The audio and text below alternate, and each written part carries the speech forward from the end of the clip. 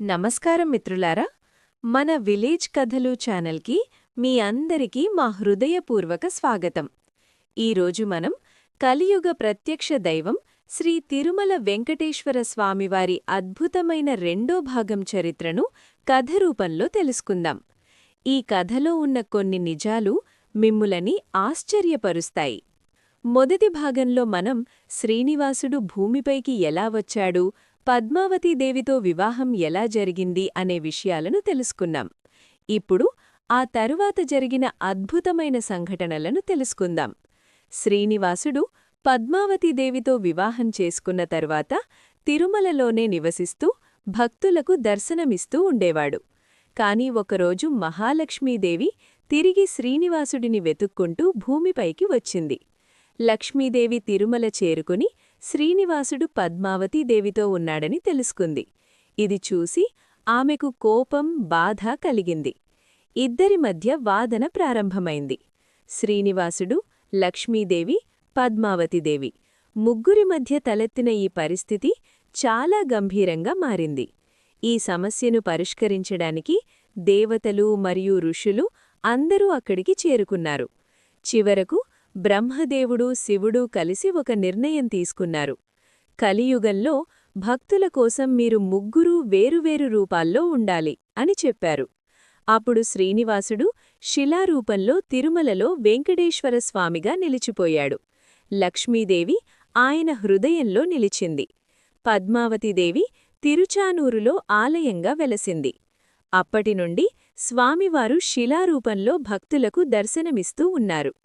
కాలక్రమేణా తిరుమలలో ఆలయ నిర్మాణం ప్రారంభమైంది.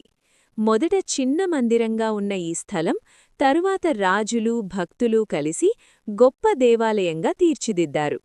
పల్లవులు, చోళులు, విజయనగర సామ్రాజ్య రాజులు తిరుమల ఆలయాన్ని అభివృద్ధి చేశారు. ముఖ్యంగా శ్రీకృష్ణదేవరాయలు స్వామివారిపై అపారమైన భక్తి కలిగి ఆలయానికి ఎన్నో కానుకలు సమర్పించారు. ఆయన సమర్పించిన బంగారు కిరీటాలు, ఆభరణాలు ఇప్పటికీ ఆలయంలో ఉన్నాయని చెబుతారు. తిరుమల ఆలయంలో ప్రతిరోజు జరిగే సేవలు ఎంతో విశిష్టమైనవి. ఉదయం సుప్రభాతంతో స్వామివారిని మేల్కొలుపుతారు. తరువాత తోమాల సేవ, అర్చన, నైవేద్యం జరుగుతాయి. ఈ సేవలను ప్రత్యక్షంగా చూడడం భక్తులకు ఎంతో పుణ్యం. ప్రతి సంవత్సరం జరిగే బ్రహ్మోత్సవాలు ఎంతో వైభవంగా జరుగుతాయి. ఈ ఉత్సవాలలో లక్షలాది మంది భక్తులు పాల్గొంటారు. మీకు చిన్న రిక్వెస్ట్ అండి. ఈ కథ మీకు నచ్చితే తప్పకుండా లైక్ చేయండి, కమెంట్ చేయండి, షేర్ చేయండి. మీ సపోర్ట్ మా ఛానల్కు ఎంతో ముఖ్యం. తిరుమలలో ఒక ముఖ్యమైన విశేషం హుండీ. భక్తులు తమ కోరికలు నెరవేరాలని లేదా నెరవేరిన కోరికలకు కృతజ్ఞతగా హుండీలో డబ్బు, బంగారం, ఆభరణాలు సమర్పిస్తారు. ఇది కేవలం సాంప్రదాయం కాదు, ఇది భక్తి.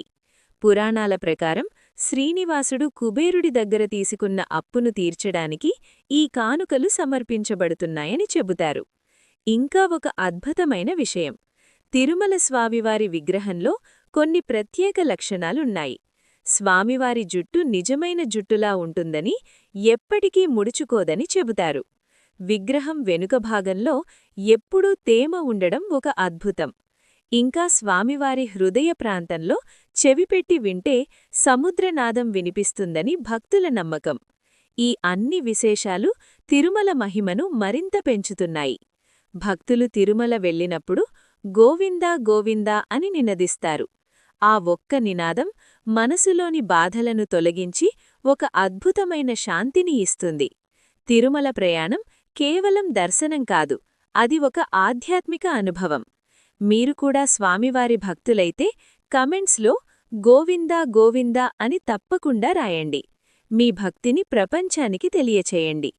కలియుగంలో భక్తులకు ఆశ్రయమిచ్చే మహాదైవం తిరుమల శ్రీ వెంకటేశ్వర స్వామి. భక్తితో పిలిచిన ప్రతి ఒక్కరికి కష్టాలను తొలగించి ఆశీర్వాదాలు అందించే దైవం. గోవిందా గోవిందా. శ్రీనివాస గోవిందా. శ్రీ వెంకటేశ గోవిందా.